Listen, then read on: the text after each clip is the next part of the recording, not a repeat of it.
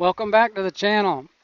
For the purposes, I'm Daniel Thompson, and for the purposes of this video, I just finished an imaginary workout. Go check it out. I'm gonna I need to work on my group training skills, obviously.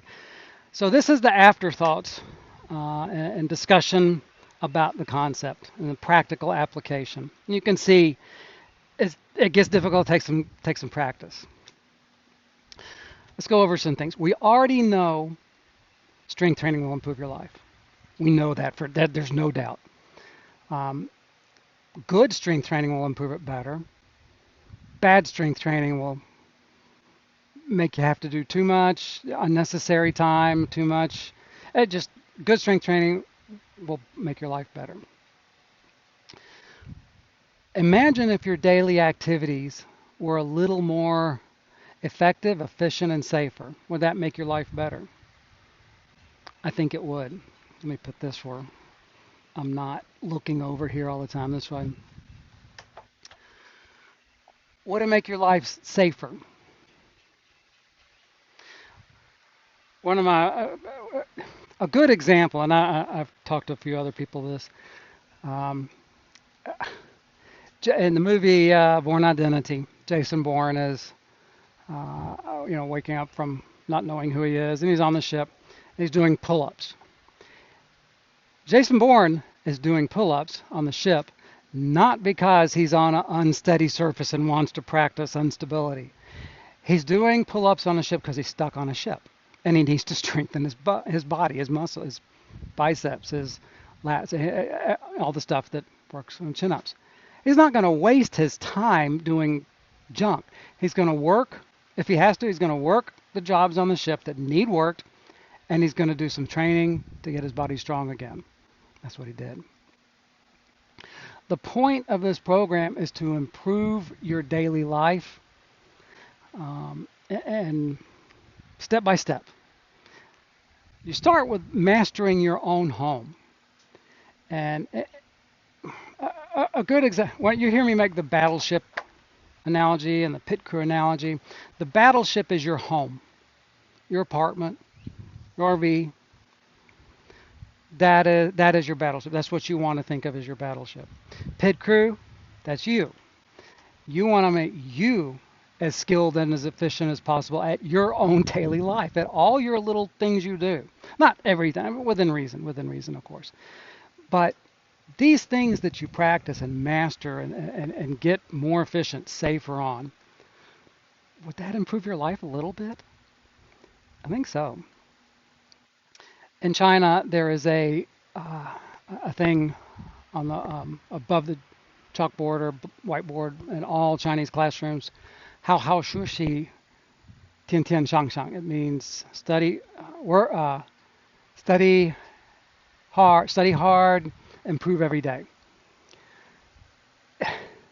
You want to apply that, study hard, improve every day, to this, to your life, to your strength training, to your skill training, to everything, to everything. Some of what I was doing here with group training, I did some dog agility training, and I'm trying to apply some of the things you learn in that. In dog agility training, try imagine instructing a client that you can't speak their language. I don't speak a dog's language. Dogs do everything by body language. They may understand a few keywords. Mine understand, of course, treat, walk, squirrel. I think pretty much every dog knows squirrel and rabbit. So when you're doing dog agility training, the dog is watching you. They may be trying to listen, but for the most part, when you speak, dog hears blah, blah, blah, blah, blah, blah, blah, blah, blah.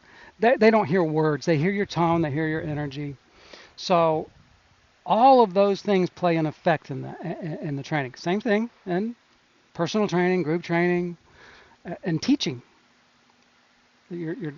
My dog, when I was doing dog agility, was my partner, not my dog, not my companion.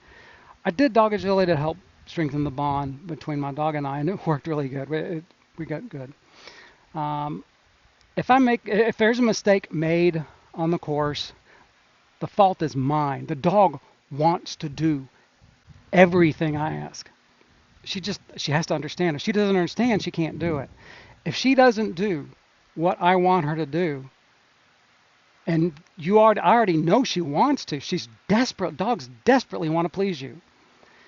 If I can't get her to do what I want, that's my fault, not hers, not the dog's. So you have to really work to find what those little things are.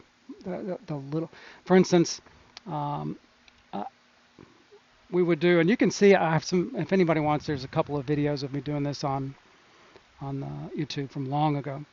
Um, would run up to something and um, try to get her to go in, and she would just be confused and kind of balk.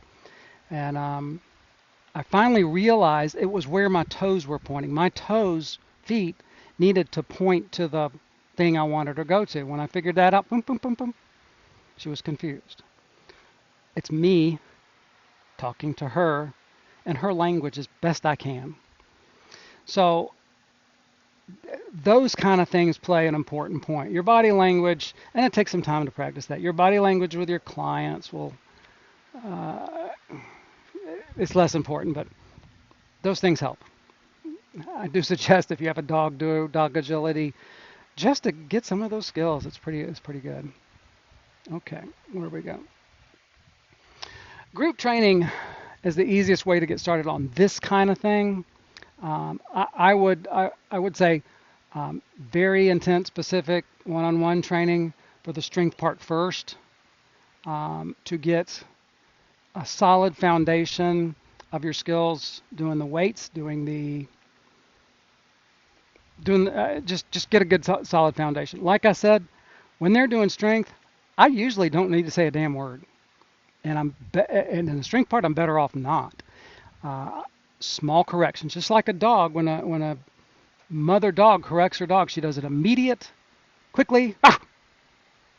So a little puppy, and the puppy's like, okay, sorry. She's not going to bite her, but it's just a correction. When I say their name, Ken, and they know they've gone a little too fast. I don't have to say anything else. They know our verbal contract. That's how that works. The verbal contract. The verbal contract is an agreement of situation. Yeah, and this is very flexible.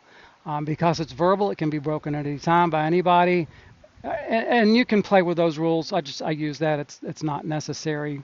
I just occasionally use it if the situation demands. So, from the example I gave you here today, this was I'm going to say like a level 1 type thing, basic life skills, and you're starting to enhance a little bit. You're progressing to more and more and more independence, more and more skills, more and more complexity. This is a life skill workout, level 1. Level 2, we're going to bring in some more complexities, more physically demanding activities, not anything you would not do in your normal life.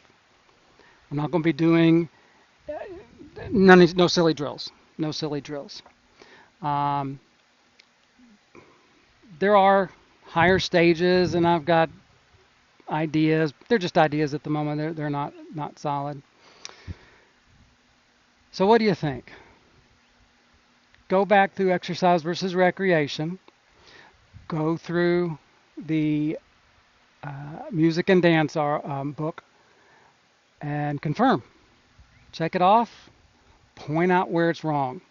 If we cannot match that in this attempt, if we can't reconcile all of these things together, we can't get true functional fitness or I call this a functional sequence because the fitness is different.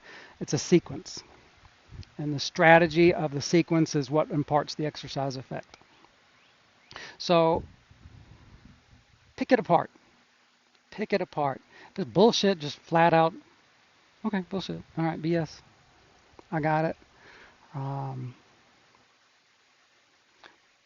whether or not this idea takes off, I'll probably use some form of it for the rest of my life just because I want to make sure I can stay training for the rest of my life. You can use this to improve new skills and improve athletic skills. You can put in a sequence an athletic skill you want to improve. If you want to improve free throws, you focus to study that skill, focus on it, put it at your. It's probably going to be better at the thing, but you can put it in there if you want. I don't suggest, like I said, this is going to be for lower complexity, lower and higher safety. So you want to have those in there.